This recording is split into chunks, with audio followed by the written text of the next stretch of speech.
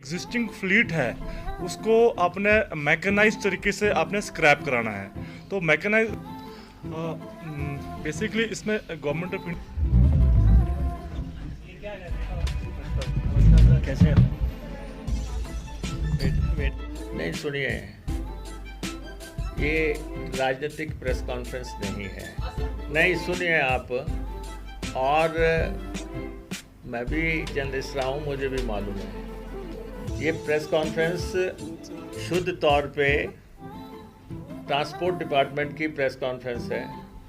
राजनीतिक नियुक्तियां कहाँ हुई, किधर हुई, आप मेरे पास से चैम्बर में आ जाएं, अलग से आ जाएं, आप बात करें, लेकिन मेरी प्रेस कॉन्फ्रेंस में तो खलल नहीं डालो।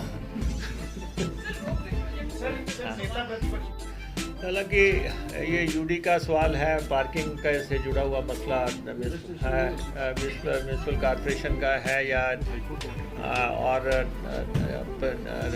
हाई कोर्ट के भी इसमें कुछ आदेश हैं। तो ये माना जाता है कि जो गाड़ी ले रहा है वो पार्किंग का कोई ना कोई स्थान तो विकसित करेगा अपने लिए कोई, तो उससे हो सकता है कि कुछ लोगों को असुविधा भी हो रही होगी।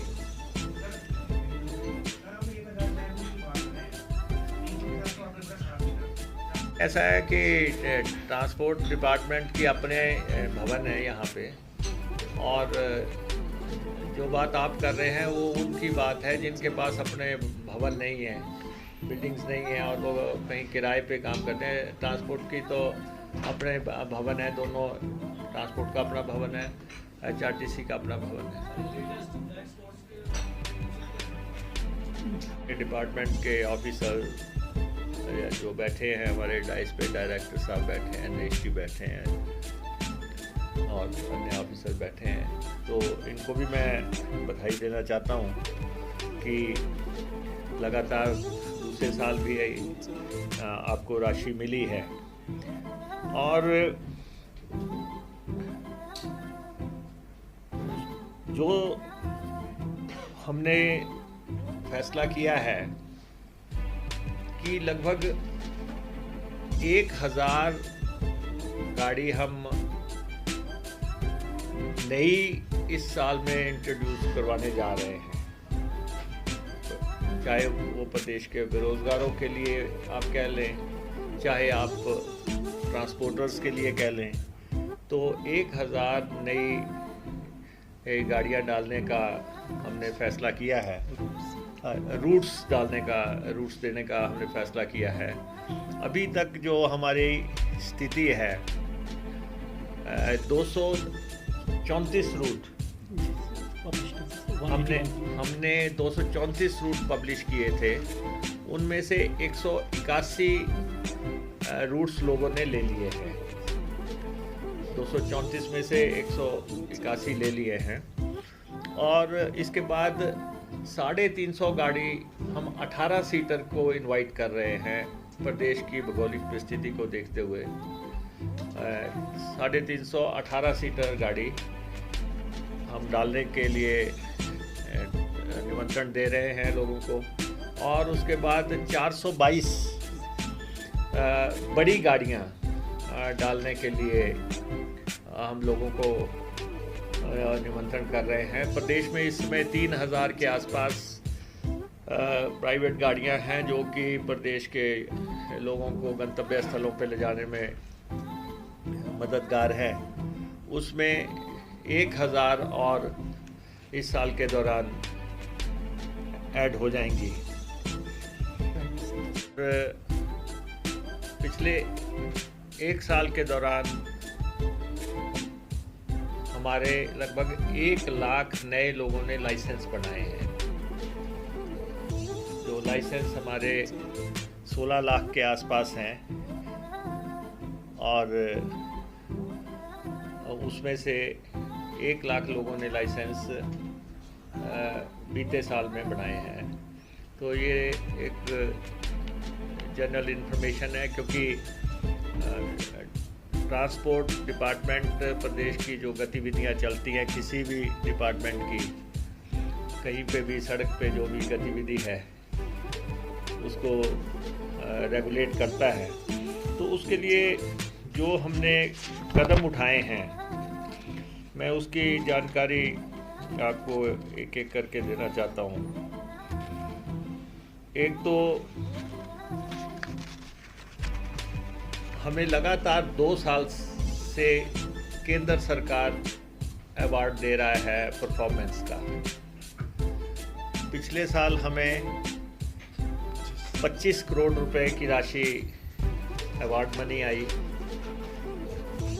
और इस साल हमें 28.71 करोड़ रुपए की अवार्ड मनी आई है, मंजूर हुई है। तो ये डिपार्टमेंट की जो कार्यकुशलता है, उसकी एफिशिएंसी है, उसकी तरफ इशारा करती है। और इस देखिए, जब ट्रांसपोर्ट की बात आती है तो हमें प्राइवेट ट्रांसपोर्टर्स का, टैक्सी वालों का, HRTC का, सबके अपने अपने डोमेन हैं। ये प्रतिस्पर्धा का युग है। प्रतिस्पर्धा के युग में सब लोग जो हैं अपने अपने हिसाब से काम कर रहे हैं।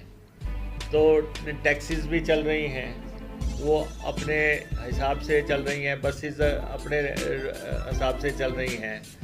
तो अब अगर लोग परमिट मांगते हैं तो इसका मतलब उनको उसमें गुंजाइश नज़र आती होगी।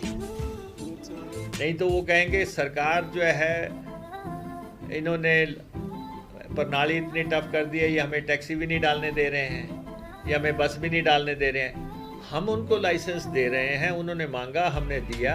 अब उन्होंने डालनी है या नहीं डालनी है, उनके फ़ायदे की सौदा है या नहीं है, वो उनको देखना है। लेकिन हमारा बहुत लिबरल पॉलिसी है और हमने 27,000 लोगों ने मांगा, हमने दे दिया।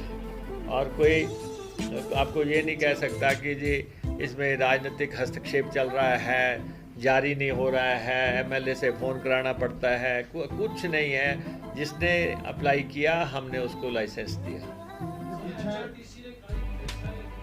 नहीं, देखिए, ऐसा है कि मैंने आपको कहा कि मैं HRTC को और प्राइवेट हमारे ट्रांसपोर्ट डिपार्टमेंट को अलग से डील करने के लिए ये प्रेस कॉन्फ्रेंस कर रहा हूँ, क्योंकि आपने शाम को 6 बजे फिर HRTC आगे ले आएंगे आप। तो इसलिए मुझे आपसे आग्रह रहेगा कि आप जिसकी हम प्रेस कॉन्फ्रेंस कर रहे हैं, जिसके अधिकारी हमारे साथ बैठे हुए हैं, हम 1000 परमिट दे रहे हैं, 1000 पर जो है रूट्स हम दे रहे हैं और उसमें से 234 एडवर्टाइज हो चुके हैं। 318 सीटर के लिए एडवर्टाइज हम कर रहे हैं। 422 बड़ी बसों को भी हम एडवर्टाइज कर रहे हैं। तो ये लगभग 1000 के आसपास के रूट्स, हम कोई कैप नहीं लगा रहे हैं कि हमें बस नहीं डालने दी जा रही है। और हम तो एक स्टेप आगे भी जा रहे हैं कि लोग सेल्फ आइडेंटिफाइड रूट भी हमें बताएं, कि उनको लगता है कि ये रूट तो ट्रांसपोर्ट डिपार्टमेंट ने तय किया, ये हमारे साथ सही नहीं है, तो वो सेल्फ आइडेंटिफाइड रूट भी बता दें ताकि हम उस हिसाब से भी देखें। लेकिन हम पूरी तरह ओपन हैं इस प्रणाली में। आपने ये बात हमारे ध्यान में लाई है, ये एनवायरनमेंट डिपार्टमेंट का क्वेश्चन है। हम उनसे बात करके आपको रिवर्ट बैक करेंगे। एक्चुअली ये एक ऐसा सवाल है, ना तो डिफ़ॉल्टर्स को पता है कि हमने कितनी देनी है, ना सरकार में पता लग रहा है। तो ये इसीलिए हमने खोला था लोगों की डिमांड पे। लोग कह रहे थे कि इसमें आपको 200 करोड़ रुपए आएगा, 250 करोड़ रुपए आएगा, आप इसको खोलो, बहुत गाड़ियां ऐसी हैं जो देना चाहती हैं। लेकिन लगातार 2 साल तक हमने खोल के रखा उस पोर्टल को, हमारे पास 14 करोड़ रुपए ही आया है। और संभव है कि कुछ गाड़ियां ऐसी होंगी लोगों ने खड़ी कर दी होंगी, हमारे रिकॉर्ड में तो वो कायम है, उनका मीटर घूम रहा है। और या ऐसी होंगी या लोगों ने स्क्रैप कर दी होंगी, या कोई और कारण भी हो सकते हैं, आपको बताते हैं नरेश जी। बेसिकली जो टैक्स का मसला था, वो ऐसा है कि ये फिर HRTC से जुड़ा सवाल है कि जब पहले इलेक्ट्रिक बसेस खरीदी गई, उनके साथ उनका 10 साल का मेंटेनेंस का समझौता नहीं हुआ था। तो जब वो गाड़ियाँ अच्छी चली, लंबी चली, लेकिन जब वो गाड़ियाँ ख़राब हुई तो मेंटेनेंस का समझौता ना होने की वजह से वो ऑफ रोड हो गई।